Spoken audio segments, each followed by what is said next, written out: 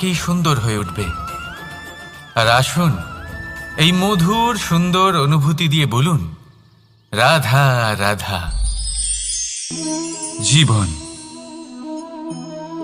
এই জীবন আসলে কি?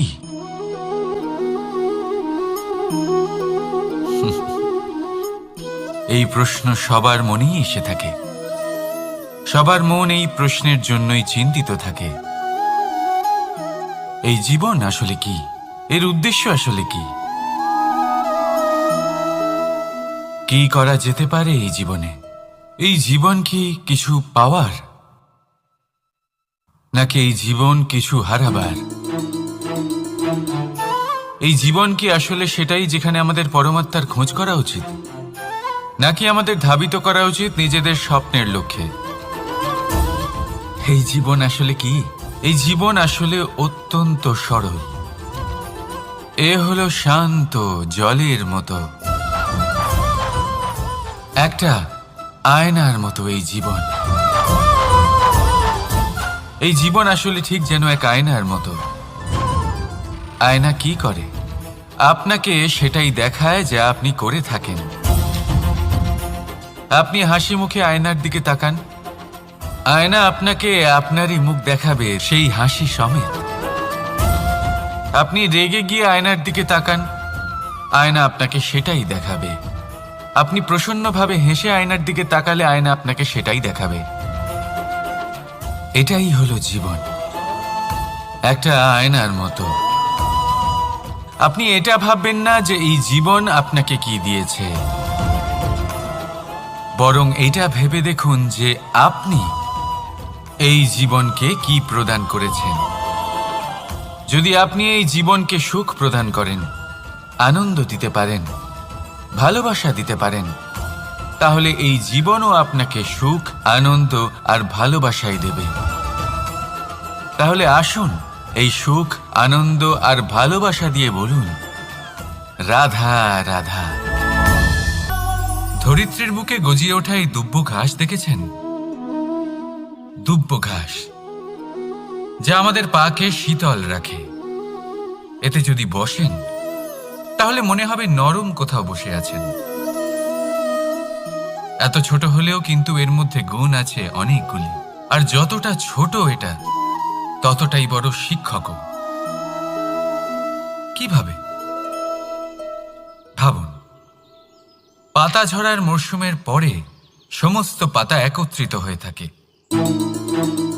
একটা ছোট ফুলকি সবাইকে জ্বালিয়ে দিতে পারে, সমস্ত পাতা পুড়ে ছাই হয়ে যায়।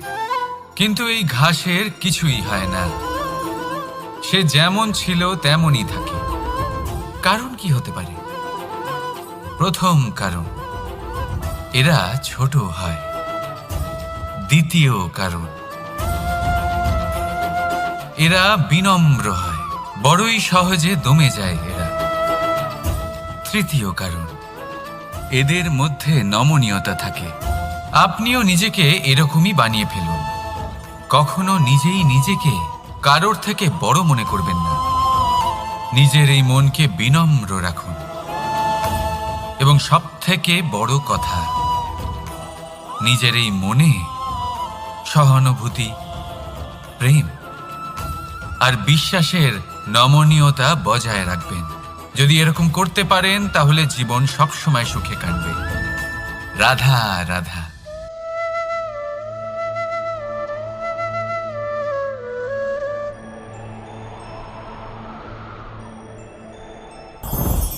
লোভ আপনার অন্তরের আরো একটা শত্রু।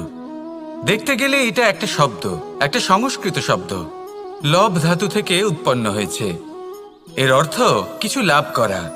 কিছু লাভ করা অনুচিত নয়, আরো কিছু লাভ করাও অনুচিত নয়, কিন্তু সব থেকে বেশি আমিই লাভ করব, আমি আরো চাই, আরো বেশি চাই, আরো বেশি পেতে চাই, এটাই হলো লোভ।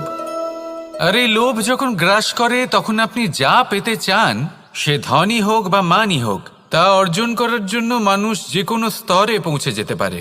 যদি মানুষ ধন অর্জন করতে চান তাহলে তার জন্য তারা অধর্মের পথেও চলতে পারেন।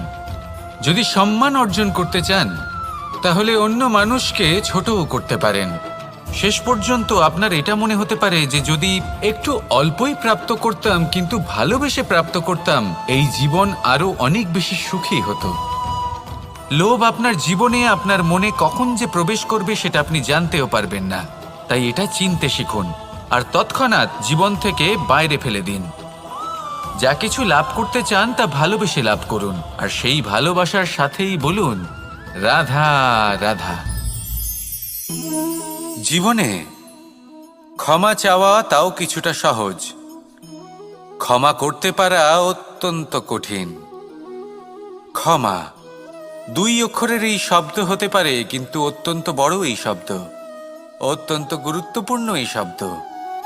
কখনো কখনো অন্য কাউকে ক্ষমা করে দেওয়া তাও কিছুটা সহজ কাজ, কিন্তু নিজেকে ক্ষমা করতে পারা অত্যন্ত কঠিন হয়ে দাঁড়ায়। অতীতে যদি আমাদের এমন কোনো ভুল হয় যে কারণে আমরা নিজেকে ক্ষমা করতে পারি না, অনেক সময় এমন কিছু ভুল করে বসি যে বিষয় শুধু আমরাই জানি, কিন্তু আমরা নিজেকে ক্ষমাই করতে পারি না, আর আমাদের বিকাশ সেখানেই স্তব্ধ হয়ে যায়। কারণ যদি আপনি ক্ষমা করতে না শেখেন, নিজেকে ক্ষমা যদি না করতে পারেন, তাহলে তা আপনার জীবনের সবথেকে বড় বাধা হয়ে দাঁড়াবে। সেই জন্য জীবনে অবশ্যই শিখুন যে কিভাবে নিজেকে ক্ষমা করতে হয়, আর শিখুন যে আগের করা ভুল আবার কি করে না করা যেতে পারে। এই মন হালকা হবে আর প্রসন্ন হয়ে বলবে রাধা রাধা। এই সংসারে যখনই কোনো সমস্যা আসে তখন আমরা আমাদের সবথেকে বড় সম্বলের কাছে আশ্রয় খুঁজি, তা হলো আমাদের বিশ্বাস। এবার প্রশ্ন হলো এটাই যে এই বিশ্বাস কার উপর করা যেতে পারে? পরিবারের উপর, বন্ধুর উপর, নাকি তাদের উপর বিশ্বাস করা উচিত যাদেরকে আমরা কখনো সঙ্গ দিয়েছি? দেখুন, এই সংসারে বিপদের সম্মুখীন হলে কে আপনাকে সাহায্য করবে সেটা নির্বাচন করা আপনার হাতে নেই। সেটা সেই সকল ব্যক্তির উপর নির্ভরশীল যে তারা আপনাকে সাহায্য করবে নাকি করবে না। অর্থাৎ যখনই কোনো বিপদ আসে সর্বপ্রথম তার সম্মুখীন আমাদের নিজেকেই হতে হয়, আর তার জন্য প্রস্তুত থাকা প্রয়োজনীয়, সেই শক্তি সেই সাহস অর্জন করা প্রয়োজনীয়। দেখুন, যখনই অন্ধকার আসে তখন সবার আগে কে আপনাকে ত্যাগ করে চলে যায়? আপনার নিজেরই ছায়া।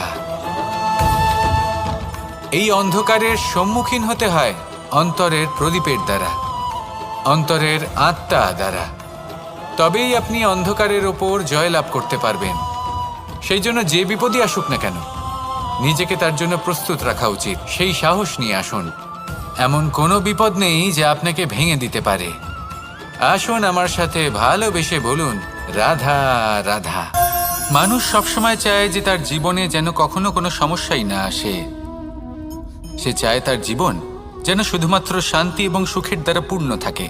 কিন্তু এই চাহিদা অনুচিত কিছু নয়। আমরা সবাই এটাই চাই যে জীবনে সুখ থাক, শান্তি থাক। কিন্তু এই কথা সবসময় মনে রাখবেন, যে সূর্য উদিত হন সংসারকে প্রকাশমান করেন, দুপুরবেলায় সংসারকে রৌদ্র প্রদান করেন, সন্ধেবেলায় তাকেও অস্ত যেতে হয়। এবার আমাদের জীবন চক্র কিছুটা এরকমই। কোনো কিছুই চিরকাল একরকম থাকে না। কখনো এই নদীকে দেখুন, যা বয়ে